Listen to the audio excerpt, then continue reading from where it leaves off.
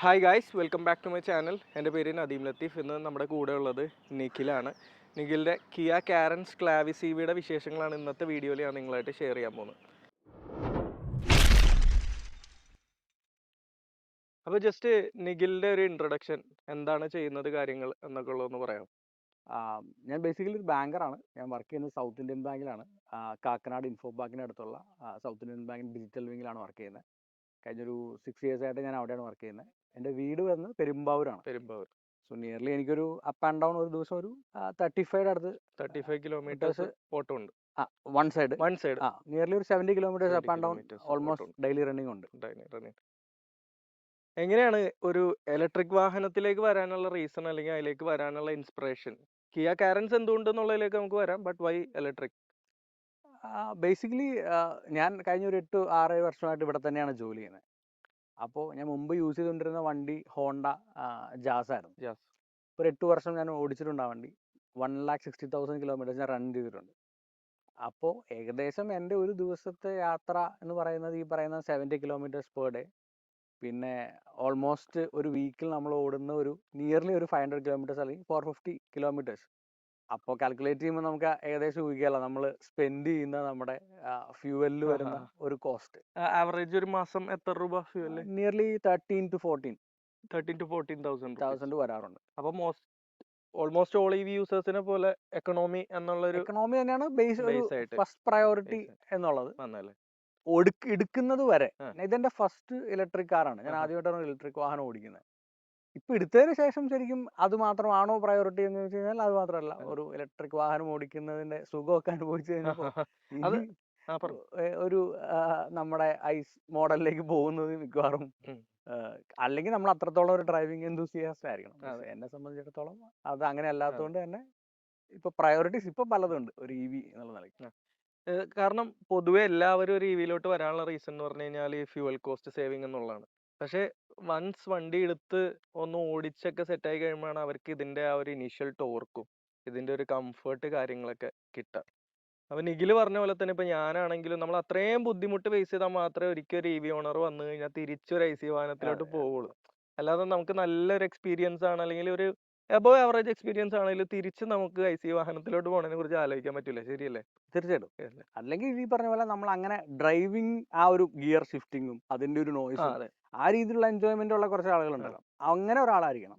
അതല്ല ഒരു നോർമൽ ഒരു നമ്മുടെ പേർപ്പസിന് വാഹനം ഓടിക്കുന്ന ആളാണ്, നമുക്ക് യാത്ര ചെയ്യാനുള്ള സുഖവും ഒക്കെയാണ് നമ്മൾ നോക്കുന്നതെന്നുണ്ടെങ്കിൽ ശരിക്കും ഇത് നൽകുന്ന കംഫർട്ട് വേറെ ഒന്ന് തന്നെയാണ്. നമ്മുടെ എഫേർട്ടിന്റെ തന്നെ എനിക്ക് തോന്നുന്നു ഒരു 75% ഡ്രൈവിംഗ് എഫേർട്ട് നമുക്ക് കുറയും. അതായത് ഈസി ആയിട്ട് ഓടിച്ചു പോവാം. പ്രത്യേകിച്ച് നമ്മൾ ഈ ഡെയിലി കമ്മ്യൂട്ടേഴ്സ് നമുക്ക് ഈസി ആയിട്ട് ഓടിക്കാം.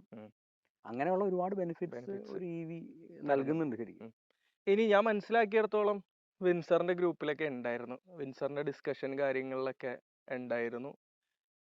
പിന്നെ എങ്ങനെയാണ് ലാസ്റ്റ് കിയയുടെ കാരൻസ് ക്ലാവിസ് ഇവിയിലോട്ട് വരാനുള്ളൊരു കാരണം? ഞാൻ ബേസിക്കലി EV നോക്കണം എന്നുള്ള ഒരു അങ്ങനെ ഒരു ഓപ്ഷനിലേക്ക് മാറിയാലോ എന്നുള്ളൊരു ചിന്ത വന്നപ്പോൾ തന്നെ പല EV വെഹിക്കിൾസും നമ്മൾ ട്രൈ ഔട്ട് ചെയ്യുന്നുണ്ടായിരുന്നു. അപ്പോൾ അതിൽ ഒരു ടോപ്പിൽ നിന്നൊരു വെഹിക്കിളായിരുന്നു ശരിക്കും വിൻസർ എന്ന് പറയുന്നത്. അപ്പോൾ ഞാൻ നോക്കിക്കൊണ്ടിരുന്ന സമയത്താണ് നദീമിൻ്റെ വീഡിയോസ് ആക്ച്വലി ഫോളോ ചെയ്യാറുണ്ടായിരുന്നു. EVയെ പറ്റിയുള്ള ഒരു കോമൺ ഇത് നിങ്ങൾ 2 wheelers തൊട്ടിട്ട് ഞാൻ ഇടയ്ക്കിടയ്ക്ക് കാണുന്നുണ്ടായിരുന്നു. EVയെ പറ്റിയുള്ള ഒരു കോമൺ വ്യൂ പോയിന്റ് കിട്ടാനായിട്ടും നിങ്ങൾ പല ആളുകളിൽ നിന്ന് സംസാരിക്കുമ്പോൾ കിട്ടുന്ന ഇൻഫർമേഷൻസിനൊക്കെ ആയിട്ട്. അപ്പോൾ അങ്ങനെ വിൻസർ ട്രൈ ഔട്ട് ചെയ്തിരുന്നു. First initial Windsor try out ചെയ്തിരുന്നു. MGയുടെ തന്നെ ZS-CV ട്രൈ ഔട്ട് ചെയ്തിരുന്നു. ക്രെട്ട ട്രൈ ഔട്ട് ചെയ്തിരുന്നു. പിന്നെ ഒബ്വിയസ്ലി ടാറ്റയും ട്രൈ ഔട്ട് ചെയ്തിരുന്നു. അപ്പോൾ എൻ്റെ ഒരു ബേസിക് ഞാൻ ആക്ച്വലി വൈഫ് എംപ്ലോയറാണ്, 2 കുട്ടികളുണ്ട്, അമ്മയും അച്ഛനുണ്ട്. സോ ഞങ്ങളുടെ ട്രാവൽ എന്ന് പറയുന്നത് മിക്കവാറും ഒരു ഓൾമോസ്റ്റ് ഈ ഒരു 6 പേര് വെച്ചിട്ടുള്ള ട്രാവൽസ് ഞങ്ങൾക്ക് കൂടുതലാണ്. വൈഫിൻ്റെ വീട് തൃശ്ശൂരാണ്, അമ്മയുടെ വീട് പാലക്കാടാണ്. അപ്പോൾ അങ്ങനെയുള്ള യാത്രകളൊക്കെ മിക്കവാറും വിത്ത് ഫാമിലിയാണ് കൂടുതലും പോവാറ്. അപ്പോൾ ഒരു ഡൗൺ ദ ലൈൻ ഇപ്പോൾ കുട്ടികൾക്കൊരു 3-4 years ഒക്കെയാണ് 2 പേർക്കൊക്കെ. അപ്പോൾ ഡൗൺ ദ ലൈൻ അടുത്തൊരു 6 വർഷത്തെങ്കിലും കൺസിഡർ ചെയ്യുകയാണെന്നുണ്ടെങ്കിൽ ഒരു 8 വർഷമൊക്കെ കൺസിഡർ ചെയ്യുമ്പോൾ എല്ലാവർക്കും പോവാവുന്ന രീതിയിലുള്ള ഒരു വാഹനം ആയിരിക്കണം എന്നുള്ളൊരു ഇതുണ്ടായിരുന്നു. നമുക്ക് ഒരു വണ്ടി എടുക്കുമ്പോൾ ഇനിയൊരു 7 seater വണ്ടിയിലേക്ക് വേറെ കൂടി എടുക്കുന്നത് അത് ഫീസിബിൾ അല്ലാത്തതുകൊണ്ട് തന്നെ ഓപ്ഷൻ 7 സീറ്റർ എന്ന് പറയുന്നത് പക്ഷേ EV-യിൽ നമുക്ക് ആ സമയത്ത് ഇല്ല, ഉണ്ടായിരുന്നില്ല. ഓപ്ഷൻസ് വളരെ കുറവാണ്. അപ്പോൾ അങ്ങനെ വന്നപ്പോഴാണ് ആക്ച്വലി ഒരു 7 സീറ്റർ ഓപ്ഷൻ ആ സമയത്ത് നമുക്ക് കൺസിഡർ ചെയ്യാൻ വേറെ ഉണ്ടായിരുന്നില്ല. അപ്പോൾ ഞാൻ വിൻസർ, എന്നാൽ കുറെ കൂടി സ്പേഷ്യസ് ആയിട്ടുള്ള ഒരു വാഹനം എന്ന് പറയുന്നത് വിൻസർ ആയിരുന്നു. വിൻസർ നോക്കി ട്രൈ ഔട്ട് ചെയ്ത് ഏകദേശം എടുക്കാം എന്നുള്ളൊരു ധാരണയിൽ നിൽക്കുമ്പോഴാണ് വിൻസർ പ്രോ ആക്ച്വലി ലോഞ്ച് ചെയ്യുന്നത്. അപ്പോൾ ഞാൻ പ്രോ പ്രീ ബുക്ക് ചെയ്തു. ആ ഒരു 1.5 മന്ത്സിലാണ് ആക്ച്വലി. അപ്പോൾ ഡിലേ ഉണ്ടായിരുന്നു, നിയർലി 3 മന്ത്സിൻ്റെ അടുത്ത് ഡിലേ ഉണ്ടായിരുന്നു. ചിലപ്പോൾ ഒരു മാസത്തിൽ അത് കിട്ടിയിരുന്നുണ്ടെങ്കിൽ ഞാനിപ്പോൾ ഒരു വിൻസർ ഓണർ ആയിട്ടുണ്ടായത്. ആ. പിന്നെ ആ ഒരു 1.5 മാസത്തിനുള്ളിലാണ് ആക്ച്വലി കിയ ഇങ്ങനത്തെ ഒരു വാഹനം ലോഞ്ച് ചെയ്യുന്നത്. അപ്പോൾ 7 സീറ്ററിൽ EV കിട്ടുന്നുണ്ട് എന്ന് പറഞ്ഞപ്പോൾ ഞാൻ പിന്നെ ഒന്ന് പതുക്കെ ആക്കി എങ്ങനെയുണ്ട് ഇതിൻ്റെ നോക്കാം എന്നുള്ളൊരു ഇതിൽ. അപ്പോൾ അങ്ങനെ വന്നു, ടെസ്റ്റ് ഡ്രൈവ് എടുത്തു, വലിയൊരു കുഴപ്പം തോന്നിയില്ല. അപ്പോൾ കൺസിഡർ ചെയ്യാൻ തോന്നി. അഗെയിൻ നമ്മുടെ ബഡ്ജറ്റ് അപ്പോൾ അതനുസരിച്ച് എക്സീഡ് ആയി. പക്ഷേ സ്റ്റിൽ ഒരു 7 സീറ്ററിലേക്ക് പോവാം എന്നുള്ള ധാരണയിലാണ് ബേസിക്കലി ഞാൻ ഇതിലേക്ക് മാറിയത്. ബഡ്ജറ്റ് ആക്ച്വലി എത്രയായിരുന്നു? ഞാൻ ഇനീഷ്യൽ സ്റ്റാർട്ട് ചെയ്യുന്ന സമയത്ത് ഒരു 2021 എന്നുള്ള രീതിയിലാണ് ഞാൻ തുടങ്ങിയത്.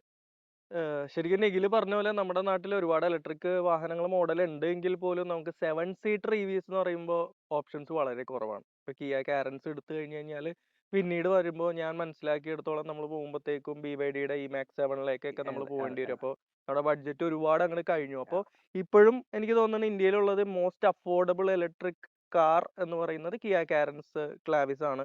എനിക്ക് തോന്നുന്നത് ഒരു ബേസ് മോഡലൊക്കെ ആണെങ്കിൽ നമുക്കൊരു 20 ലാക്ക് ആ ഒരു റേഞ്ചിലൊക്കെ ഏകദേശം കിട്ടും. 2021 ഉള്ളിൽ നമുക്ക് എടുക്കാം. ഇതിപ്പോ ഏത് വേരിയന്റ് ആണ്? ഇതിന് എത്ര രൂപ ഓൺ റോഡ് ആയിട്ടുണ്ട്? ഇതിപ്പോ ടോപ്പിന് തൊട്ട് താഴെയുള്ള വേരിയന്റ് ആണ്, HTX ER extended range variant ആണ്.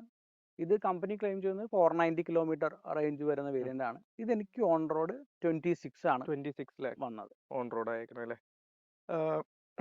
നമുക്ക് ഇതിന്റെ ഒരു സ്പെക്സിലേക്ക് വരികയാണെങ്കിൽ ഇപ്പൊ ഈ പറഞ്ഞ പോലെ 490 കിലോമീറ്റേഴ്സ് അല്ലേ റേഞ്ച് പറയുന്നത്. പിന്നെ റിയൽ ലൈഫ് നമുക്ക് എത്ര കിട്ടുന്നുണ്ട്? I mean like depending on conditions the worst to the best നമ്മൾ നോക്കുകയാണെങ്കിൽ. അപ്പോൾ എൻ്റെ മെജോറിറ്റി ഓഫ് ദ റണ്ണിങ്ങും ഞാൻ ഓടിക്കുന്നത് തനിയെ ആയിരിക്കും. ഫ്രം ഹോം ടു ഓഫീസ് എന്നാണ് എൻ്റെ കൂടുതൽ ഓട്ടവും ആക്ച്വലി. അപ്പോൾ സിംഗിൾ ഡ്രൈവ് ആണെന്നുണ്ടെങ്കിൽ താങ്കളുടെയൊക്കെ വീഡിയോയിൽ എപ്പോഴും പറയുന്ന പോലെ it's all about that throttle actually. അപ്പോൾ നമ്മൾ വളരെ ശ്രദ്ധിച്ച് ഒരു 60 റേഞ്ചിലൊക്കെയാണ് നമ്മൾ പോരുന്നതെന്നുണ്ടെങ്കിൽ 1% എനിക്ക് ആക്ച്വലി ഒരു 5 കിലോമീറ്ററിനടുത്ത് കോൺസ്റ്റന്റ് ആയിട്ട് ക്ലോക്ക് ചെയ്യാൻ പറ്റുന്നുണ്ട്. സോ കമ്പനി പറയുന്ന 490യോട് അടുപ്പിച്ച് തന്നെ എനിക്ക് സിംഗിൾ ഡ്രൈവ് ആണെങ്കിൽ കിട്ടുന്നുണ്ട്. ആ സമയം ഒരു ഞങ്ങൾ ഫുൾ ലോഡ് യാത്ര ഒരു 7 പാസഞ്ചേഴ്സും അത്യാവശ്യം ലഗേജ് ഒക്കെ ആയിട്ട് വെച്ച് ഞാൻ ട്രാവൽ ചെയ്തിട്ടുണ്ട്. വാഗമൺ ട്രാവൽ ചെയ്തിരുന്നു. അങ്ങനെ നോക്കുമ്പോൾ ഒരു നോർമൽ കണ്ടീഷൻസിൽ നോർമൽ റോഡിലൊക്കെ ആണെങ്കിൽ നമുക്കൊരു 400 to 420 ഒക്കെ ആയിരിക്കും ഒരു റിയൽ വേൾഡ് ഐഡിയൽ വേൾഡിൽ അത്രയും കിട്ടുന്നുണ്ട്. അതെ, വെരി ഗുഡ് തിങ്. പെർഫോമൻസ് കാര്യങ്ങളൊക്കെ എങ്ങനെയാണ്? അത്യാവശ്യം നല്ല പെർഫോമൻസ് EV ആണ്, അപ്പൊ പിന്നെ ഞാൻ അതിനെ കുറിച്ച് പ്രത്യേകം പറയണ്ട, എന്നാലും ജസ്റ്റ് ഒരു പിന്നെ ഇത് നമ്മളിപ്പോ ഒരു മഹീന്ദ്രയുടെ ഒരു B6 പോലെ വാഹനങ്ങളൊന്നായിട്ട് നമ്മൾ ഇതിനെ കമ്പയർ ഇല്ല. ഇതൊരു MPV മോഡൽ വെഹിക്കിൾ ആണല്ലോ ആക്ച്വലി. സോ ഇതൊരു പർപ്പസ് ഓറിയന്റഡ് വെഹിക്കിൾ ആണ് ശരിക്കും. എന്നാൽ ഒരു EVയുടേതായിട്ടുള്ള ഇനീഷ്യൽ ടോർക്ക്, അതിന്റെ നമ്മളിപ്പോ ഡ്രൈവ് മോഡ് നമ്മൾ സ്പോട്ടിൽ ഇട്ട് കഴിഞ്ഞാൽ നമുക്ക് കിട്ടുന്ന ഒരു ഇനീഷ്യൽ നമ്മൾ വിചാരിക്കുന്ന സമയത്ത് നമ്മൾ അപ്പുറത്ത് എത്തി. എത്ര കിലോ വാട്ടാണ് അവർ പീക്ക് പവർ പറയണതെന്ന് വല്ല ഐഡിയ ഉണ്ടോ? ലൈക്ക് ഇപ്പൊ വിൻസർ എടുത്തു കഴിഞ്ഞാൽ 100 കിലോ വാട്ടാണ് പീക്ക് പവർ, അല്ലെങ്കിൽ 130 ഹോഴ്സ് പവർ ആണ് വരിക. ഇത് 126 ആണ് ഇതിന്റെ കമ്പനി ക്ലെയിം ചെയ്യുന്നത്. നമുക്ക് ഓവർടേക്ക് കാര്യങ്ങളെല്ലാം പക്കയായിട്ട് നടക്കുന്നില്ല. നമ്മളൊരു നോർമൽ ഒരു യൂസർ ആണ് എന്നുണ്ടെങ്കിൽ നമ്മളെ ഇതൊരു രീതിയിലും ഇപ്പൊ ഞാൻ ഓൾമോസ്റ്റ് ഒരു 9600 കിലോമീറ്റേഴ്സ് ഓടിച്ചിട്ടുണ്ട്. എന്നെ ഇതൊരു ബുദ്ധിമുട്ടിച്ചിട്ടില്ല. ഇല്ല. EV ആവുമ്പോ നമുക്ക് ഏറ്റവും ബേസിക് EV എടുത്താൽ പോലും നമുക്ക് വളരെ ഈസിലി ഓവർടേക്ക് ചെയ്ത് പോകാൻ പറ്റും. പിന്നെ B6 എന്നൊക്കെ പറഞ്ഞാൽ പ്യുവർലി പെർഫോമൻസ് ഓറിയന്റഡ് ആയിട്ടുള്ള വാഹനമാണ്. ചാർജിങ് എങ്ങനെയാണ്? വീട്ടിൽ തന്നെയാണോ ചെയ്യാറ്? എത്ര കിലോ വാട്ടിന്റെ ചാർജറാണ്? എത്ര ടൈം ഒക്കെ എടുക്കാറുണ്ട്? ഇപ്പൊ ഞാൻ ഹോം ചാർജർ ആണ് ആക്ച്വലി യൂസ് ചെയ്യുന്നത്. ഇത് 51.6 കിലോ വാട്ട് ബാറ്ററി പാക്ക് ആണ് ശരിക്കും. ഇതിപ്പോ 11 കിലോ വാട്ട് വരെയുള്ള AC ഹോം ചാർജർ സപ്പോർട്ട് ചെയ്യുന്നുണ്ട്. DC ആണെങ്കിൽ 100 സപ്പോർട്ട് ചെയ്യുന്നുണ്ട്. അപ്പോൾ എൻ്റെ പിന്നെ നമ്മൾ വീട്ടിൽ സോളാറും ഒക്കെ ഇൻസ്റ്റാൾ ചെയ്തിട്ടുണ്ട്. അപ്പോൾ മിക്കവാറും വീട്ടിലെ ഹോം ചാർജർ 3.3ലാണ് ഞാൻ ചാർജ് ചെയ്യാറ്. 3.3 ആകുമ്പോൾ നമുക്ക് ഏകദേശം മോർ ദാൻ എ ഡേ അടുത്ത് വരും. പിന്നെ നമുക്കിപ്പോൾ ഏകദേശം നമുക്കൊരു കാൽക്കുലേഷൻ ഉണ്ടാവില്ല. നമ്മളൊരു EV ഓണർ ആണെങ്കിൽ ഒബ്വിയസ്ലി നമ്മുടെ ഒരു ഡെയിലി കമ്മ്യൂട്ടേഷൻസോ അല്ലെങ്കിൽ നമുക്ക് വരാവുന്ന യാത്രയോ നമ്മൾ ഒന്ന് ആന്റിസിപ്പേറ്റ് ചെയ്തിട്ടാണല്ലോ പ്ലാൻ ചെയ്യാം. അപ്പോൾ അങ്ങനെ വരുമ്പോൾ ഒരു മിക്കവാറും എനിക്കൊരു വീക്ക്ലി വൺസ് ഞാൻ ചാർജ് ചെയ്യുകയാണെന്നുണ്ടെങ്കിൽ എൻ്റെ ഡെയിലി യാത്രകൾ മാത്രമുള്ള വീക്കാണെങ്കിൽ എന്നെ അത് ബുദ്ധിമുട്ടിക്കില്ല. 70 കിലോമീറ്റേഴ്സ് എന്ന് പറയുമ്പോഴത്തേക്ക് സുഖമായിട്ട് സുഖമായിട്ട് 5-6 ദിവസമാണെങ്കിൽ അതെ. തന്നെ നമുക്ക് മോർ ദാൻ ഇനഫ് റേഞ്ച് അപ്പോൾ അത് ബുദ്ധിമുട്ടിക്കില്ല. ഇനി അതല്ല സ്പെസിഫിക് ആയിട്ട് ഏതെങ്കിലും ട്രാവൽസ് വീക്കെൻഡിലൊക്കെ ഉണ്ടെന്നുണ്ടെങ്കിൽ അതും കണക്കാക്കി നമ്മളൊന്ന് നേരത്തെ ചാർജ് ചെയ്തിടുവോ അങ്ങനെ ചെയ്യും. പിന്നെ സംടൈംസ് ചിലപ്പോൾ ഞാനിവിടെ ആക്ച്വലി ഞാൻ ഫ്ലാറ്റിൽ ഇവിടെ കാക്കനാട് സ്റ്റേ ചെയ്യാറുണ്ട്. അപ്പോൾ ഇവിടെയും നമ്മുടെ അയണേജിൻ്റെ ചാർജർ ഇൻസ്റ്റാൾഡ് ആണ് 7.7 കിലോ വാട്ടിൻ്റെ. അതിൽ എത്ര ടൈം എടുക്കും? 7.7 ആണെങ്കിൽ നമുക്കൊരു 5 to 6 hours മതി മതി ചാർജ്. നമ്മൾ പിന്നെ 0 എന്നല്ലല്ലോ സ്റ്റാർട്ട് അതെ, അതെ, ചെയ്യുന്നത്. ശരിയാ. ഒബ്വിയസ്ലി നമ്മളൊരു 20-25 അല്ലെങ്കിൽ ഒരു 30ക്കുള്ളിലൊക്കെ സ്റ്റാർട്ട് ചെയ്യുമല്ലോ. ഒരു 6 ഹവേഴ്സിനുള്ളിലൊക്കെ നമുക്ക് ചാർജ് ചെയ്യാം. ജസ്റ്റ് ഒരു ഓവർവ്യൂ എന്ന് പറയാമോ കുറച്ച് നമുക്ക് ഇതിനകത്തുള്ള ഫീച്ചേഴ്സ് കാര്യങ്ങൾ എന്തൊക്കെയാണെന്നുള്ളത്? ഇതൊരു ടോപ്പിന് തൊട്ട് താഴെയുള്ള എല്ലാ ഫീച്ചേഴ്സും ആണ് ഇതിനകത്ത് ആക്ച്വലി വരുന്നത്. സോ ഇപ്പോൾ ഇതിലിപ്പോൾ 360 ക്യാം വരുന്നുണ്ട്. ദെൻ ഇന്റീരിയറിൽ നമുക്കൊരു എയർ പ്യൂരിഫയർ ഒരെണ്ണം വരുന്നുണ്ട്. പിന്നെ നമുക്ക് ആക്ച്വലി ഇത് റോൾ ബാക്ക് ഒരു push button roll back seat ആണ് ശരിക്കും സെക്കൻഡ് റോയിൽ വരുന്നത്. അപ്പോൾ തേർഡ് റോയിലേക്ക് കയറാനുള്ള അങ്ങനത്തെ ഒരു ആക്സസിബിലിറ്റി വരുന്നുണ്ട്. പിന്നെ രണ്ട് സ്ക്രീൻസ് വരുന്നുണ്ട്. ഇൻഫോർടൈൻമെന്റും നമ്മുടെ ബാക്കിയുള്ള വെന്റിലേഷൻ കാര്യങ്ങളൊക്കെ വരുന്നുണ്ടോ? സീറ്റ് വെന്റിലേറ്റഡ് അല്ല, അത് ടോപ്പ് വേരിയന്റിൽ വരുന്നുള്ളൂ. ടോപ്പ് എൻഡിൽ എന്തൊക്കെ ഡിഫറൻസസ് ഉണ്ട്? ടോപ്പ് എൻഡിൽ ബേസിക്കലി കൂടുതൽ വരുന്നത് ഒന്ന് വെഹിക്കിൾ ടു ലോഡ്, പിന്നെ വെഹിക്കിൾ ടു വെഹിക്കിൾ വരുന്നുണ്ട്. പിന്നെ ഫ്രണ്ട് സീറ്റ് വെന്റിലേറ്റഡ് ആണ്. പിന്നെ ബോസിന്റെ ഒരു 8 സ്പീക്കർ സൗണ്ട് സിസ്റ്റം ആണ് ശരിക്കും വരുന്നത്. അപ്പൊ ഏകദേശം പക്ഷെ 2.5 lakhs കോസ്റ്റ് കൂടുതലാണ് വരുന്നത്. അപ്പൊ അത്രത്തോളം ഒരു ഫീച്ചർ നമുക്ക് ആവശ്യമുണ്ടെന്ന് തോന്നിയില്ല എന്നുള്ളത്. മെയിൻ ആയിട്ട് ഈ എക്സ്റ്റൻഡഡ് റേഞ്ച് എന്നുള്ളതായിരുന്നു ഞാൻ ആക്ച്വലി അല്ലെങ്കിൽ സെക്കൻഡ് വേരിയന്റ് എടുക്കുള്ളൂ. പക്ഷെ ഒരു നിയർലി ഒരു 75 to 80 കിലോമീറ്റർ റേഞ്ച് കൂടുതൽ കിട്ടും എന്നുള്ളതാണ്. പിന്നെ അത്യാവശ്യം വേണ്ട എല്ലാ ഫീച്ചേഴ്സും ഉണ്ട്. Wireless Android auto, 360 degree camera, എനിക്ക് തോന്നുന്നു പാഡിൽ ഷിഫ്റ്റേഴ്സ് ഒക്കെ കാണുന്നുണ്ട് വണ്ടിയില്. ഇപ്പൊ ഒരു 7 സീറ്റർ ആയതുകൊണ്ട് തന്നെ ഈ തേർഡ് റോ എത്രത്തോളം യൂസബിൾ ആണ്? ഇപ്പോൾ കാരൻസ് തന്നെയാണ് എന്നുണ്ടെങ്കിൽ കാരൻസ് തന്നെ ആക്ച്വലി 7 സീറ്റേഴ്സ് പ്രൊവൈഡ് ചെയ്യുന്ന വെഹിക്കിൾസിൽ അത്യാവശ്യം ഇന്നോവയെ മാറ്റി നിർത്തി കഴിഞ്ഞാൽ അത്യാവശ്യം യൂസബിൾ ആയിട്ടുള്ള ഒരു തേർഡ് റോ പ്രൊവൈഡ് ചെയ്യുന്ന ഒരു വെഹിക്കിളാണ് ആക്ച്വലി കാരൻസ്. സോ ക്ലാവിസിലേക്ക് വരുമ്പോഴും അതിന്റെ ബേസിക് ഫോർമാറ്റ്സും അതിന്റെ ആ ഒരു ബ്രെഡ്ത്തും ഇത് ലെങ്ത്തും ഒക്കെ അവർ കീപ്പ് ചെയ്തിട്ടാണ് ഇത് ഉണ്ടാക്കിയത്. ആകെ നമുക്ക് ബാറ്ററി വിരിച്ചിരിക്കുന്നു എന്നുള്ളത് പ്ലെയിൻ ആയിട്ട് കിടക്കുന്നു എന്നുള്ളത് മാത്രമേ ഉള്ളൂ. ബാക്കിലപ്പോ കുട്ടികളായിരിക്കും ഭൂരിഭാഗം ടൈം ഇരിക്കുക. എന്നാൽ ഇപ്പോൾ ഒരു 5-6 അല്ലെങ്കിൽ 5.5-6 ഒക്കെ വരുന്ന ഒരു അഡൾട്ട് ആണെന്നുണ്ടെങ്കിൽ എനിക്ക് തോന്നുന്നൊരു അത്യാവശ്യം ഒരു 50 കിലോമീറ്റേഴ്സ് ഒക്കെ വരെ പോകുന്നതിൽ വലിയ കുഴപ്പം വരില്ല. അതിന് മുകളിൽ ഹൈറ്റ് ഉള്ള ആളുകളൊക്കെ ആണെങ്കിലാണ് ബുദ്ധിമുട്ടുണ്ട്. സ്വാഭാവികമായിട്ട് അങ്ങനെയാണല്ലോ. 7 സീറ്റർ ഇതുപോലെ കുറച്ച് കോമ്പാക്ട് ആയിട്ട് വരുമ്പോഴത്തേക്ക് സ്വാഭാവികമായിട്ട് തേർഡ് റോയിൽ കുറച്ച് കോംപ്രമൈസ് ഉണ്ടാവും. ബട്ട് സ്റ്റിൽ 3 കുട്ടികൾക്കൊക്കെ ഇരിക്കാൻ പറ്റുമെങ്കിൽ കുട്ടികൾക്ക് ഇരിക്കാം. അത്യാവശ്യം നമുക്ക് യാത്രകൾക്ക് നമുക്ക് യൂസബിൾ ആയിട്ടുള്ള വെഹിക്കിളാണ്. പിന്നെ മറിച്ചിട്ടാൽ നമുക്ക് നല്ലതുപോലെ ഒരു ലഗേജ് സ്പേസ് നമുക്കത് തരികയും ചെയ്യും.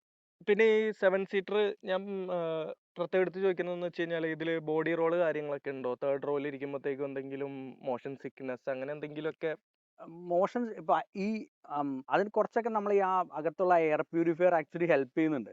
അപ്പൊ അതിന്റെ ഒരു സ്പെക്ക് നമ്മൾ നോക്കുമ്പോൾ തന്നെ ഈ മോഷൻ സിക്നെസ് എന്ന് പറയുന്നത് അതിൻ്റെ അവർ പറയുന്ന ഒരു കാര്യമാണ്. അപ്പൊ ഞാൻ ഇപ്പോൾ ഇവിടെ പോയപ്പോഴാണ് ഞാൻ വാഗമൺ ഒന്ന് ഡ്രൈവ് ചെയ്തിരുന്നു. അതേപോലെ വാൽപ്പാറയിലും ഒന്ന് അത്യാവശ്യം എയർ പിൻസ് ഒക്കെ വെച്ച് ഞാൻ ഡ്രൈവ് ചെയ്തിരുന്നു. സോ ആ സമയത്ത് കുട്ടികളൊക്കെ ഉണ്ടായിരുന്നു. പക്ഷെ അങ്ങനെ ആർക്കും ഒരു body role third role obviously ഒരു ചെറിയൊരു ബോഡി റോള് നമ്മൾ എടുക്കുന്ന സമയത്തുണ്ട്. പക്ഷെ അതെനിക്ക് തോന്നുന്നു ഉറപ്പാണ് തേർഡ് റോ നമുക്ക് നമ്മുടെ നാട്ടിലെ റോഡുകളാണ്. അതെ ബട്ട് സ്റ്റിൽ യൂസബിൾ ആണ്. നമുക്ക് അങ്ങനെ ഒരു നെഗറ്റീവ് അല്ല അത്. സസ്പെൻഷൻ കാര്യങ്ങളൊക്കെ എങ്ങനെയാണ്? സസ്പെൻഷൻ എല്ലാ ഇലക്ട്രിക് വെഹിക്കിളിനെയും പോലെ ചെറിയൊരു സ്റ്റിഫ്നെസ് അത്യാവശ്യമുണ്ട്. പക്ഷെ എന്നാലും നമ്മളെ നോർമൽ ഡ്രൈവിംഗിലൊന്നും അത് അങ്ങനെ എഫക്ട് ചെയ്യില്ല. വിൻസർ ടെസ്റ്റ് ഡ്രൈവ് ചെയ്തില്ല. വിൻസറിന്റെ വൺ ഓഫ് ദി സ്റ്റിഫസ്റ്റ് ആണ്. അത് വെച്ച് കമ്പയർ ചെയ്യുമ്പോഴത്തേക്കും എങ്ങനെയാണ്? അത് വെച്ച് കമ്പയർ ചെയ്യുമ്പോൾ അതിനൊക്കെ കുറച്ചും കൂടി ബെറ്റർ ആണ്. സോഫ്റ്റ്. കുറച്ചുകൂടെ ഇത് അബ്സോർബ് ചെയ്ത് പോകുന്നുണ്ട്. പിന്നെ എനിക്ക് തോന്നുന്നു പൊതുവെ ഇലക്ട്രിക് വെഹിക്കിൾസ് അല്പം സ്റ്റിഫായിട്ടാണല്ലോ വെക്കുക. ബാറ്ററി താഴെ വരുന്നതുകൊണ്ടായിരിക്കണം. പിന്നെ എനിക്ക് ചോദിക്കാനുള്ളതെന്ന് വെച്ച് കഴിഞ്ഞാൽ വാറണ്ടിയാണ്. എങ്ങനെയാണ് ഇതിന്റെ വാറണ്ടി കാര്യങ്ങൾ വരുന്നത്? ബാറ്ററി, വെഹിക്കിൾ അങ്ങനെയുള്ള കാര്യങ്ങൾ. അവിടെയാണ് നമുക്ക് വിൻസറുമായിട്ടുള്ള ഡിഫറൻസ് മെയിൻ ആയിട്ട് വരുന്നത്. ഇതിപ്പോ ഒരുപാട് brands life time battery warranty ആക്കി. ഇവർ ഇതുവരെ കൊടുക്കുന്നില്ല. ഇവര് ഇത് 8 years തന്നെയാണ്. 1,60,000 ആണ് ബാറ്ററിയുടെ ഇത് പറയുന്നത്. Normal vehicle warranty 3 years unlimited ആണ്. അൺലിമിറ്റഡ് എക്സ്റ്റൻഡ് വാറണ്ടി അങ്ങനെ എക്സ്റ്റൻഡ് എന്തെങ്കിലും വാറണ്ടി 2 ഇയേഴ്സ് ആണ്. വെഹിക്കിളിൽ? അപ്പോൾ 5 ഇയർ 5 ആക്കാം. ഇയർ ആക്കാം നമുക്ക് ഈ ടോട്ടൽ എടുക്കാം. ഇതിനകത്ത് തന്നെ 8 ഇയർ 1.6 ലാക്ക് കിലോമീറ്റർ എന്ന് പറയുമ്പോഴത്തേക്കും അതിനകത്ത് എന്താണ് ക്രൈറ്റീരിയ? ബാറ്ററി റീപ്ലേസ്മെന്റ് അല്ലെങ്കിൽ റീപെയർ ആലോചിച്ചിട്ട് ഞാൻ നോക്കിയിട്ടുണ്ടായിരുന്നു? റീപ്ലേസ്മെന്റ് സെൽ റീപ്ലേസ്മെന്റ് ആണ് പറഞ്ഞ് മാനുവലിലൊക്കെ അല്ല, ഈ പറയുന്നത്. പറയുന്ന പോലെ 70ക്ക് താഴെ പോവുക അങ്ങനെയൊക്കെ എന്തെങ്കിലും കണ്ടീഷൻസ് അങ്ങനെ സ്പെസിഫിക് കണ്ടീഷൻസ് മാനുവലിൽ പറയുന്നില്ല പറയുന്നില്ല. ആക്ച്വലി. ഇപ്പൊ നമുക്ക് നമ്മൾ വിൻസറിൽ കാണുന്നില്ല മറ്റേ ഉം ഉം. 4 ആ ഓപ്പർച്യൂണിറ്റി ആ കഴിയുമ്പോൾ ഫുൾ ചാർജ് ചെയ്യുക. അങ്ങനത്തെ റെസ്ട്രിക്ഷൻ ഇല്ല, അങ്ങനത്തെ റെസ്ട്രിക്ഷൻസ് കാരണം ലൈഫ് ടൈം ബാറ്ററി വാറണ്ടി ഇല്ലല്ലോ. ഇല്ലില്ല. അപ്പൊ പിന്നെ അത് പക്ഷെ നമുക്ക് വരുമ്പോ ആ അറിയുള്ളൂ ലൈഫ്. ഞാൻ ചോദിച്ചതെന്ന് വെച്ചാൽ ബാറ്ററി ഇത്ര പെർസെന്റേജ് SOH താഴെ പോകുമ്പോഴാണോ ഇവര് മാറ്റുക, അങ്ങനെ എന്തെങ്കിലും ഒക്കെ ഉണ്ടോന്നാണ് അങ്ങനെ സ്പെസിഫിക്കലി ക്രൈറ്റീരിയ ആയിട്ട് എടുത്ത് ക്രൈറ്റീരിയ മാനുവലിൽ പറയുന്നില്ല. പറയുന്നില്ല. എനിക്ക് ഈ വാഹനത്തില് നമ്മൾ അന്ന് ഡിസ്കസ് ചെയ്തപ്പോഴും ഞാൻ ഈ പോയിന്റ് പറഞ്ഞിട്ടുണ്ട്. എനിക്ക് ആകെയുള്ള ഒരു കൺസേൺ എന്ന് പറയുന്നത് ബാറ്ററി കെമിസ്ട്രിയാണ്. കാരണം നമ്മുടെ നാട്ടിൽ മെയിൻലി 2 ബാറ്ററി കെമിസ്ട്രീസ് വരാം. LFP കുറച്ച് ന്യൂവർ ടെക്നോളജി, NMC വർഷങ്ങളായിട്ട് ഓടി തെളിഞ്ഞ ടെക്നോളജി. അപ്പോൾ NMC എന്ന് പറയുമ്പോഴത്തേക്കും ജസ്റ്റ് ഒരു ഓവർവ്യൂ, ഭയങ്കര എനർജി ഡെൻസിറ്റി ആയിരിക്കും. ചെറിയൊരു ബാറ്ററി തന്നെ ഒരുപാട് എനർജി സ്റ്റോർ ചെയ്യാൻ സാധിക്കും. അതുകൊണ്ട് തന്നെ ഈ പറയുന്ന പോലെ ഹ്യുണ്ടയും കിയയും ഇത് കൂടാതെയുള്ള പെർഫോമൻസ് ബ്രാൻഡ് വോൾവോ, പോർഷെ എല്ലാവരും NMC കെമിസ്ട്രിയാണ് യൂസ് ചെയ്യുക. ബട്ട് നമ്മുടെ നാട്ടിൽ കുറച്ചുകൂടെ ബെറ്റർ LFP ആണെന്നുള്ളൊരു വാദമുണ്ട്. കാരണം അത് ഇത്ര എനർജി ഡെൻസിറ്റി ഇല്ല. ഈ ബാറ്ററി ഈ സൈസ് വരുമ്പോൾ ചിലപ്പോൾ ആ ബാറ്ററി ഡബിൾ ദ സൈസ് അല്ലെങ്കിൽ ട്രിപ്പിൾ ദ സൈസ് വരും. ബട്ട് നമുക്ക് ഈ പറയുന്ന പോലെ കുറച്ചുകൂടെ തെർമലി സ്റ്റേബിൾ ആണ്, കുറച്ചുകൂടെ ലൈഫ് സൈക്കിൾസ് കിട്ടും, ഡീഗ്രഡേഷൻ കിട്ടും. ഈ ഡിസ്കഷൻ ഒക്കെ പലപ്പോഴായിട്ട് കേട്ടത് ഞാൻ തന്നെ പറഞ്ഞ് കേട്ടിട്ടുണ്ടാവും. അപ്പൊ ആ ഒരു കാര്യം മൈൻഡിൽ ഉണ്ടായിരുന്നു വണ്ടി എടുക്കുന്ന ടൈമിൽ. അത് ഒരു മേജർ പ്രയോറിറ്റി ആയിട്ട് കൺസിഡർ ചെയ്തിട്ടില്ല, ഉണ്ടായിട്ടില്ല ബാറ്ററി ഏത് എന്നുള്ളത്. ഈ പറഞ്ഞ പോലെ NMCയും ഓടി തെളിഞ്ഞിട്ടുള്ള ഇതിപ്പോ ശരിക്കും ക്രെട്ടയ്ക്ക് വന്നിട്ടുള്ള എക്സാക്ട് സെയിം സംഭവം തന്നെയാണ്. ആകെ ബോഡിയിൽ മാത്രമാണ് ശരിക്കും ഡിഫറൻസ് വരുന്നുള്ളൂ. ബാക്കി ബാറ്ററി പാക്ക് ആസിൻ ഇത് ക്രെട്ട തന്നെയാണ് ശരിക്കും, വേറെ വ്യത്യാസം വരുന്നില്ല. പിന്നെ നമ്മൾ ഈ പറഞ്ഞ പോലെ ഈ ബഡ്ജറ്റും ഒരു 7 സീറ്റർ വാഹനം എന്ന് പറയുമ്പോൾ നമുക്ക് വേറെ ഓപ്ഷൻസും ഇല്ല. ഇപ്പോഴാണ് നമ്മുടെ മഹീന്ദ്രയുടെ 9S വന്നിട്ടുള്ളത്. അതിലെനിക്ക് തോന്നുന്നു ഇതായിരിക്കണം. പക്ഷെ ഒരുപാട് നമ്മൾ കൺസേൺ ആവേണ്ട ഒരു കാര്യമില്ല. കാരണം Kia and Hyundai already world wide globally EV സെഗ്മെന്റിൽ ഓടി തെളിഞ്ഞ 2 ബ്രാൻഡ്സ് ആണ്. അതിന്റെ ഒരു എക്സ്പെർട്ടീസ് കാര്യങ്ങൾ അവരുടെ അടുത്ത് ഉണ്ട്. അതിനുള്ളൊരു ക്വാളിറ്റിയും നമുക്ക് ഈ വണ്ടിയിൽ നിന്ന് എക്സ്പെക്ട് ചെയ്യാം. നമ്മളിപ്പോ ഞാൻ ആ വിൻസറിൽ നിന്ന് മാറി ഇതിനകത്തോട്ട് കയറുമ്പോഴത്തേക്കും തന്നെ ഫിറ്റ് ആൻഡ് ഫിനിഷിലും ക്വാളിറ്റിയിലും ഒക്കെ കുറെ കൂടി ഒരു പ്രീമിയംനെസ് എനിക്ക് ഫീൽ ചെയ്യുന്നുണ്ട്. പിന്നെ ഈ പറയുന്ന പോലെ ലോങ് ടേം യൂസ് ചെയ്യുമ്പോൾ ഡീഗ്രഡേഷൻ എങ്ങനെയായിരിക്കും എന്നൊക്കെ ഉള്ളത് നമ്മൾ പറയാൻ പറ്റുന്ന കാര്യങ്ങളല്ല. ആ ഒരു ചെറിയ റിസ്ക് ഒക്കെ നമ്മൾ എടുക്കുക. അതെ, EV ആവുമ്പോഴത്തേക്കും അതിൻ്റെതായ റിസ്കുകൾ കാര്യങ്ങളൊക്കെ ഉണ്ട്. അപ്പൊ നമുക്ക് കിട്ടുന്ന മറ്റ് കാര്യങ്ങൾ ഇപ്പൊ ഈ പറഞ്ഞ നമുക്ക് ഈ ഒരു സെഗ്മെന്റിൽ നമുക്ക് മൾട്ടിപ്പിൾ ഓപ്ഷൻസ് അവൈലബിൾ അല്ലായിരുന്നു.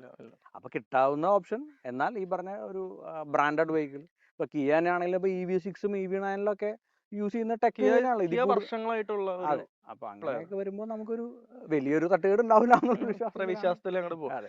എന്തായാലും 8 ഇയർ 1.6 ലാക്ക് ഉണ്ട്. എന്തായാലും അത് കഴിഞ്ഞിട്ടേ പിന്നെ നമ്മൾ അതിനെ കുറിച്ച് ആലോചിക്കേണ്ടി വരുള്ളൂ. പിന്നെ ഞാൻ എപ്പോഴും പറയുന്ന പോലെ ഈ 8 ഇയേഴ്സ് തന്നെ നമ്മളൊക്കെ തന്നെ ഉണ്ടോ എന്നുള്ളത് നമുക്ക് പറയാൻ പറ്റുന്ന കാര്യങ്ങളേ അല്ല. ഇപ്പൊ എത്ര സർവീസ് കഴിഞ്ഞിട്ടുണ്ട്? ഇപ്പൊ ശരിക്കും ഞാൻ ബേസിക്കലി ഫസ്റ്റ് സർവീസ് 1000 കിലോമീറ്ററിന്റെ സർവീസ് മാത്രമേ കഴിഞ്ഞിട്ടുള്ളൂ. നെക്സ്റ്റ് 10,000 സർവീസ് വരുന്നത്. 1000ന്റെ ഫ്രീ ആയിരുന്നു? ഫ്രീ ഓഫ് കോസ്റ്റ് ആയിരുന്നു. എത്ര ഫ്രീ സർവീസസ് ഉണ്ട്? Free service 3. 1000 കഴിഞ്ഞാൽ പിന്നെ 10,000, 20,000. പിന്നെ എല്ലാം 10,000 എല്ലാം 10,000 റഫ്ലി എത്ര കോസ്റ്റ് വരും എന്നുള്ളത് അന്വേഷിച്ചായിരുന്നു? വല്ല ഐഡിയ ഉണ്ടോ? അങ്ങനെ ഞാൻ അന്വേഷിച്ചിട്ടില്ല ആക്ച്വലി. ഒന്ന് ഇതിന് മുമ്പ് ഇറക്കിയിട്ടുള്ളത് വാഹനങ്ങൾ ഒന്ന് EV6ഉം EV9 നമ്മുടെ കോണ്ടാക്ട് ലിസ്റ്റിൽ അങ്ങനെയുള്ളവരാരും പ്രീമിയം വെഹിക്കിൾസ്. അപ്പൊ അതുകൊണ്ട് ഏകദേശം എത്ര എക്സ്പെക്ട് ചെയ്യുന്നുണ്ട് ഓരോ 10,000? നമ്മൾ EV എന്ന് പറയുന്ന സാധനത്തിൽ നമ്മൾ ഒരുപാട് ചേഞ്ച് ഓഫ് പാർട്സോ അല്ലെങ്കിൽ ഒന്നും എക്സ്പെക്ട് ചെയ്യുന്നില്ലല്ലോ. മേ ബി ഒരു 1000-നുള്ളിലൊക്കെ വരണമെന്ന് തോന്നുന്നു എനിക്ക്. അതിൽ നമുക്കൊക്കെ ഒരു AC ഫിൽട്ടർ ചേഞ്ച് യൂസർ മാനുവലൊക്കെ അറിയാൻ പറ്റും. നമുക്കൊക്കെ ഒരു വേറെ ഒന്നും ചെയ്യാനില്ല, ജസ്റ്റ് ഒരു AC ഫിൽട്ടർ ചേഞ്ച് മാത്രമേ ഉള്ളൂ എങ്കിൽ നമുക്ക് ലേബർ അടക്കം ഒരു 10, 2000, 2500 ആ ഒരു റേഞ്ച്.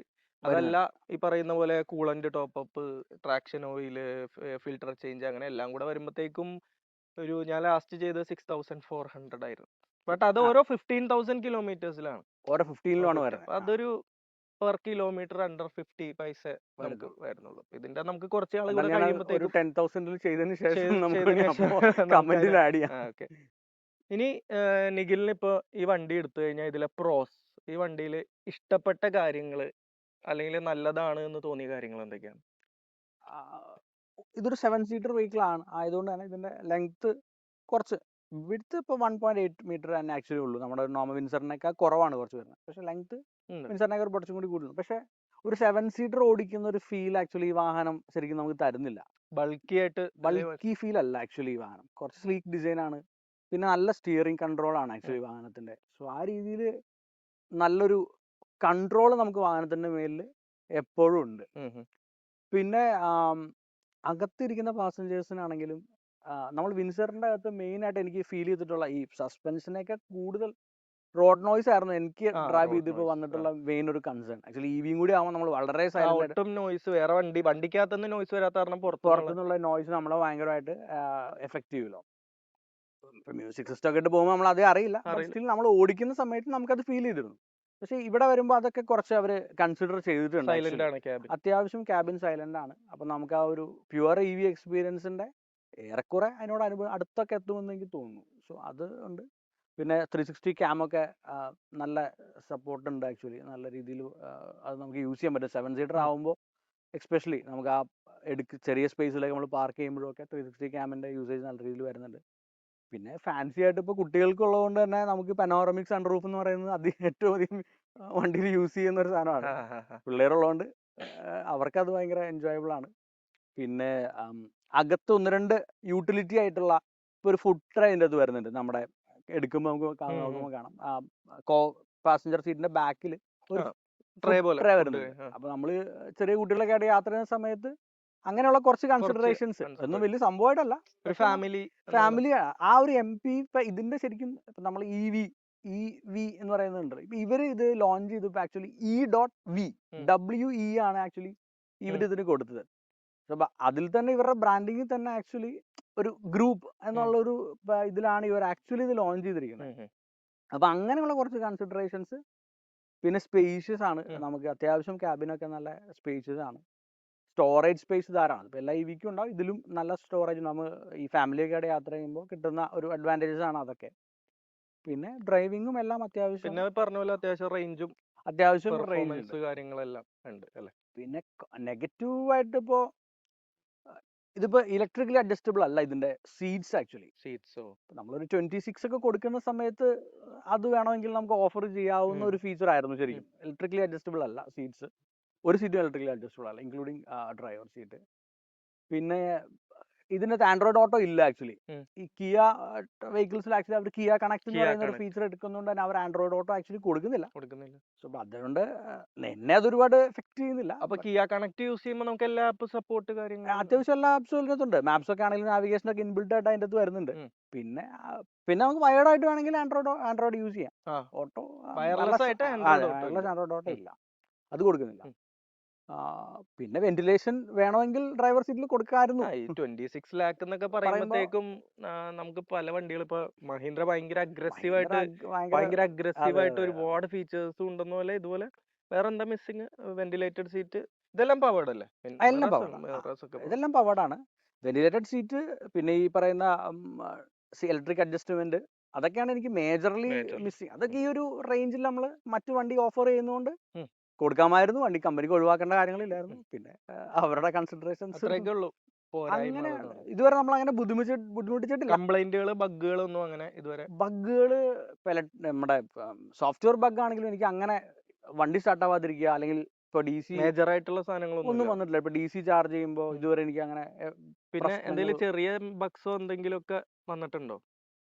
ഇപ്പൊ ആകെ എനിക്ക് ഫീൽ ചെയ്തിട്ടുള്ളത് നമ്മളിപ്പോ ചെറിയൊരു കട്ടർക്കോൺ ചാടുന്ന സമയത്ത് ഇപ്പൊ നമ്മുടെ ഈ മ്യൂസിക് കേട്ടോണ്ടിരിക്കുന്നവർക്ക് ചിലപ്പോ മാറിപ്പോകും. ആ ഒരു സാധനം ഫീൽ ചെയ്തിട്ടുണ്ട്. അല്ലാതെ വേറെ സ്ക്രീൻ ഹാങ് ആവുന്ന ഇതുവരെ കംപ്ലൈന്റ്സ് ഒന്നും ഇതുവരെ വന്നിട്ടില്ല. 9500 or 9600 kilometers ആയി, സ്റ്റിൽ നോ ഇഷ്യൂസ്. അപ്പൊ ഒരു 10 ഒരു റേറ്റിംഗ് കൊടുക്കാനാണെങ്കിൽ നിഖിൽ എത്ര റേറ്റിംഗ് കൊടുക്കും വണ്ടി? I would rate ഒരു 8.5.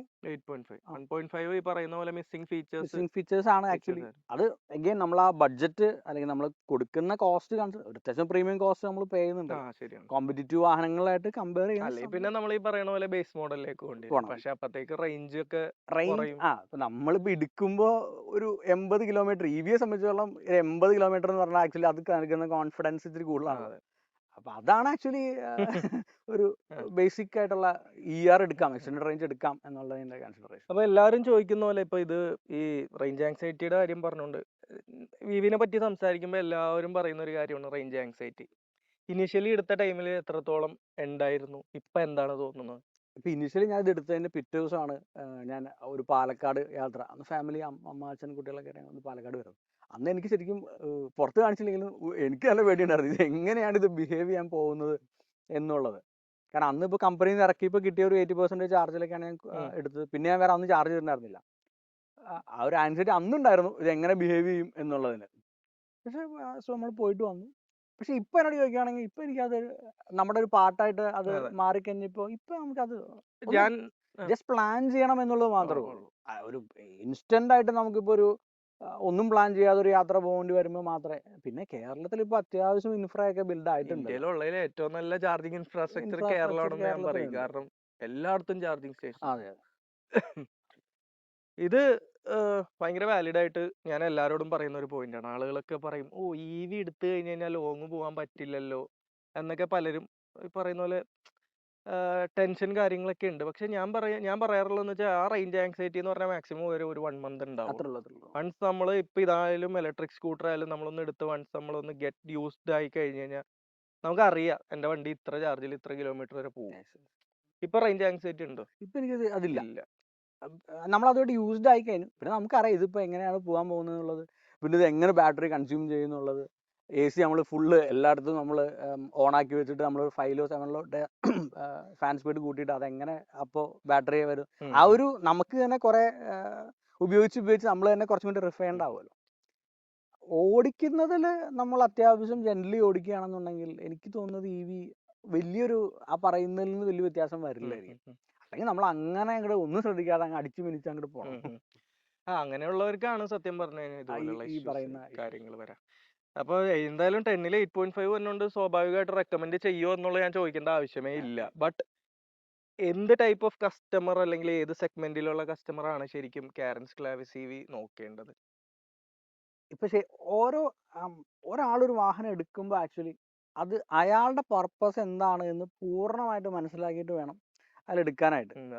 അതല്ലാതെ നമ്മളൊരു ജസ്റ്റ് ഒരു വേറെ ഒരാൾ പറഞ്ഞു അല്ലെങ്കിൽ ഒരു റിവ്യൂവിന്റെ പുറത്ത് മാത്രം ഒരു സാധനം എടുക്കുന്ന സമയത്ത് ചിലപ്പോൾ നമുക്ക് ഈ പറഞ്ഞ നമ്മുടെ എക്സ്പെക്ടേഷൻ മീറ്റ് ആയെന്ന് വരില്ല. ഏത് വാഹനമാണെന്നുണ്ടെങ്കിലും നമ്മുടെ പർപ്പസ് എന്താണെന്നുള്ളതാണ് ഫസ്റ്റ് കാര്യം. അപ്പൊ ഞാൻ ഈ വാഹനം എടുക്കുമ്പോൾ എൻ്റെ മെയിൻ പർപ്പസ് എന്ന് പറയുന്നത് എനിക്ക് ഡെയിലി കമ്മ്യൂട്ടേഷന് വാഹനം യൂസ് ചെയ്യാൻ പറ്റണം. 2, ഫാമിലി ആയിട്ട് ട്രാവൽ ചെയ്യാനുള്ള അത്യാവശ്യം ഒരു 6 ആളുകളൊക്കെ ആണെന്നുണ്ടെങ്കിലും ട്രാവൽ ചെയ്യാൻ സാധിക്കുന്ന ഒരു വാഹനമായിരിക്കണം.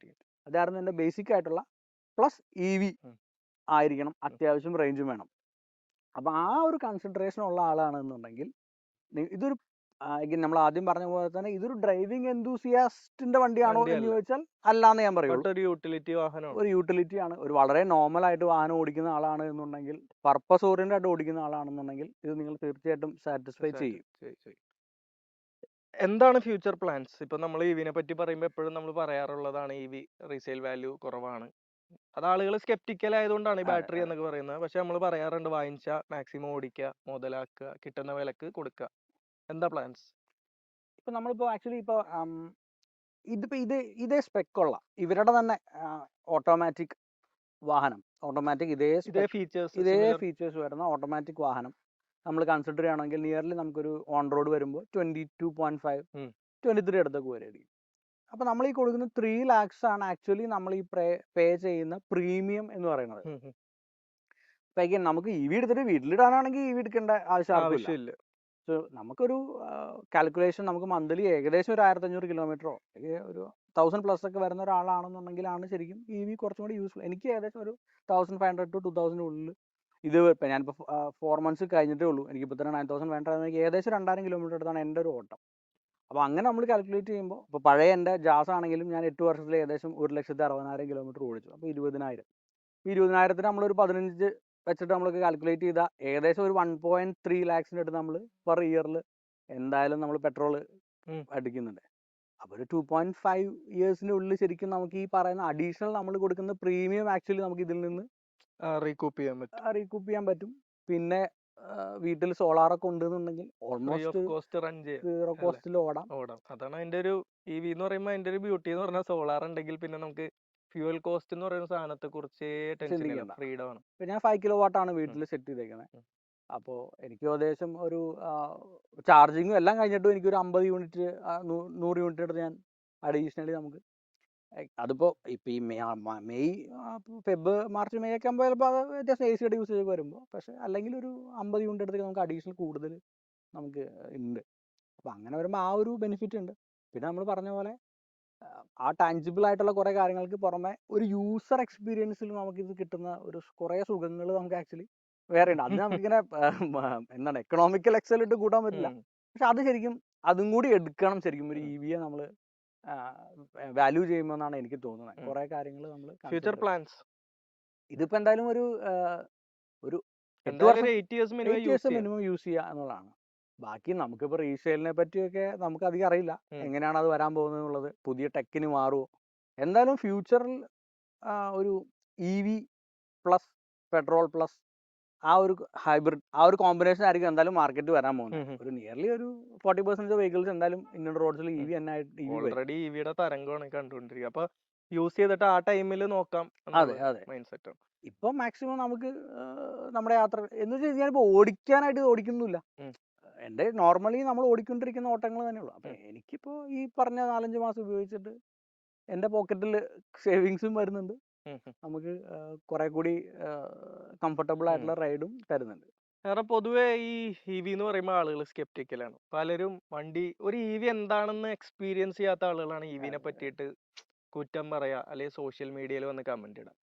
പക്ഷെ ഇതൊന്ന് യൂസ് ചെയ്ത് കഴിഞ്ഞ, അല്ലെങ്കിൽ നമ്മൾ ഇത് യൂസ് ചെയ്യുന്ന ഒരാളോട് സംസാരിച്ച് കഴിയുമ്പോൾ നമുക്ക് പയ്യെ ഒരു ചാഞ്ചാട്ടം തോന്നി തുടങ്ങും, കൊള്ളാലോ എന്നുള്ളത്. എൻ്റെ ഓഫീസിൽ ഒരുപാട് പേര് ഇതുപോലെ സംസാരിച്ച് കഴിയുമ്പോഴത്തേക്കും ആണ് പലരുടെയും തെറ്റിദ്ധാരണകൾ മാറുക.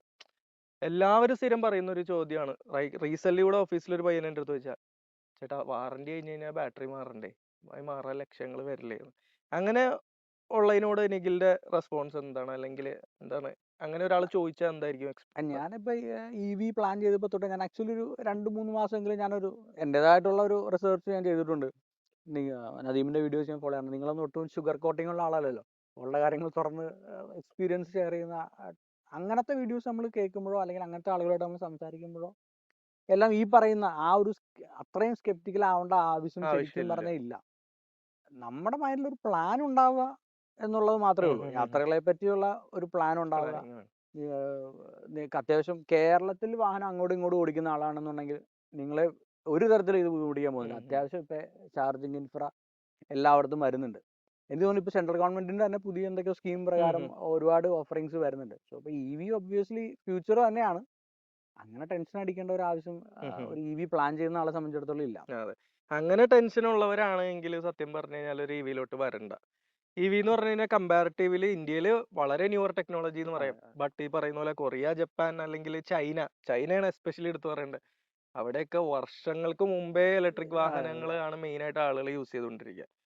അപ്പോൾ നമ്മൾ സത്യം പറഞ്ഞു കഴിഞ്ഞാൽ ഇന്ത്യയിലേക്ക് വരുമ്പോഴത്തേക്കും പുതിയൊരു ടെക്നോളജി ആയതുകൊണ്ട് ചിലപ്പോൾ അതിൻ്റെതായ പോരായ്മകൾ കാര്യങ്ങളൊക്കെ ഇനിഷ്യലി ഉണ്ടാവും. പക്ഷെ എന്നിരുന്നാലും ഒരു EV യൂസ് ചെയ്യുന്ന ഒരാൾക്ക് അറിയാം അത് തരുന്ന ഇനിഷ്യൽ ടോർക്ക്, അതിന്റെ നോയ്സ്, അതുപോലെ തന്നെ ഹാർമോണിക്സ്, വൈബ്രേഷൻസ് ലിറ്ററലി സീറോ ആണ്.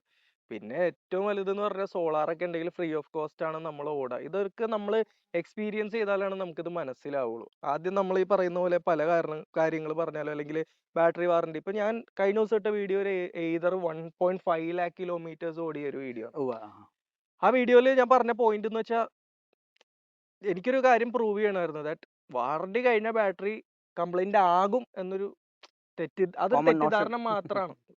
വാറണ്ടി ഉണ്ടെങ്കിലും ഇല്ലെങ്കിലും ചിലപ്പോൾ എന്തെങ്കിലും ഒരു സാധനം വാങ്ങിച്ചാൽ ചിലപ്പോൾ കംപ്ലൈന്റ് വരാം. ബട്ട് 8 ഇയർ അല്ലെങ്കിൽ 1.6 lakh കഴിഞ്ഞാൽ ഉടനെ സ്വിച്ച് ഇട്ട പോലെ ഒന്നും ബാറ്ററി ഒന്നും അങ്ങനെ പോവില്ല. there are vehicles നമുക്ക് 2 lakh, 2.5 lakh, 3 lakh ഒക്കെ കവർ ചെയ്ത കാറുകളുണ്ട്. ബട്ട് ഈ പറയുന്ന പോലെ വാറണ്ടി 1.6 lakh കിലോമീറ്റർ ഉള്ളൂ. അപ്പൊ അങ്ങനെ പേടിച്ച് നിൽക്കാനാണെങ്കിൽ നമ്മൾ അവിടെ ഇരിക്കത്തേ ഉള്ളൂ. അപ്പൊ അങ്ങനെയുള്ളവരാണെങ്കിൽ വല്ല ICE വാഹനമോ വല്ല ഹൈബ്രിഡ് വാഹനമോ ഒക്കെ എടുക്കുക. ഒരു സൈഡിൽ കൂടെ നിങ്ങൾ പെട്രോൾ അടിക്കേണ്ടി വരും, മെയിൻ്റെനൻസും കാര്യങ്ങളും വരും എന്നുള്ളേ ഉള്ളൂ. EV ആകുമ്പോഴത്തേക്ക് അതിൻ്റെതായ ഗുണങ്ങളും ദോഷങ്ങളും ഒക്കെ ഉണ്ട്, അതൊക്കെ മനസ്സിലാക്കിയിട്ട് എടുക്കുക. അപ്പൊ ഇത് നമ്മുടെ നിഖിലിന്റെ വളരെ ഓണസ്റ്റ് ആയിട്ടുള്ള ഒരു കിയ കാരൻസ് ക്ലാവിസ് EVയുടെ ഒരു റിവ്യൂ ആയിരുന്നു. ഒരുപാട് കാര്യങ്ങൾ നമ്മൾ സംസാരിച്ചിട്ടുണ്ട്. എല്ലാവർക്കും യൂസ്ഫുൾ ആവുമെന്ന് നമ്മൾ കരുതുന്നു. എന്തെങ്കിലുമൊക്കെ വിട്ടുപോയിട്ടുണ്ടെങ്കിൽ ഞങ്ങൾ കമന്റ് സെക്ഷനിൽ ആഡ് ചെയ്തേക്കാം. അപ്പോൾ Nikhil thank you. Thank you, thank you. ഇത്രയും ടൈം ഇതിൽ ഇൻവെസ്റ്റ് ചെയ്തിട്ട് വന്നിട്ട് ഇത്രയും കാര്യങ്ങൾ എല്ലാവരുടെ അടുത്തും പറഞ്ഞതിന് ഒരുപാട് നമ്മൾ താങ്ക്സ് ഉണ്ട്. ആക്ച്വലി ഒന്ന് രണ്ട് പ്രാവശ്യം പ്ലാൻ ചെയ്തിട്ട് നമ്മൾ ഞങ്ങൾ മാറിപ്പോയതാണ്. നേരത്തെ പ്ലാൻ ചെയ്തിരുന്ന ഒരു വീഡിയോ ആയിരുന്നു സത്യം പറഞ്ഞു കഴിഞ്ഞാൽ. ഞാൻ നിഖിൽ പറഞ്ഞ പോലെ തന്നെ നമ്മൾ ഈ പറയുന്ന പോലെ ഒരു ബ്രാൻഡിന്റെ കാശ് വാങ്ങിച്ചിട്ടോ അല്ലെങ്കിൽ ഒരു ബ്രാൻഡിനെയും നമ്മൾ അങ്ങനെ പ്രൊമോട്ട് ചെയ്യാറില്ല. ഇപ്പൊ എന്റെ വിൻസർ ആണെങ്കിൽ തന്നെ ഞാൻ പരോക്ഷമായിട്ടും പരസ്യമായിട്ട് ഞാൻ പലപ്പോഴും ഗ്രൂപ്പിലും പരസ്യമായിട്ട് ഞാൻ ഉള്ള കാര്യങ്ങൾ പറഞ്ഞ് വലിച്ചു കയറി നമ്മൾ ഭിത്തിയിലൊക്കെ ഒട്ടിക്കാറുണ്ട് പലപ്പോഴും. അപ്പോൾ ഇപ്പൊ നമ്മൾ കണ്ടതെല്ലാം ഒരു പോസിറ്റീവ് റിവ്യൂസ് ആണ്. നാളെ അങ്ങനെ ആവണം എന്നില്ല, ബട്ട് ആയിക്കൂടാന്നും ഇല്ല. അപ്പൊ എന്നാ കുറച്ചൊരു 10-50,000 കിലോമീറ്റർ ഒക്കെ ആയി കഴിയുമ്പോൾ നമ്മൾ നിഖിലിലൂടെ വീണ്ടും ഒരു ലോങ് ടേം റിവ്യൂ വീഡിയോ ആയിട്ട് വരുന്നതായിരിക്കും. അതുവരെ ബൈ.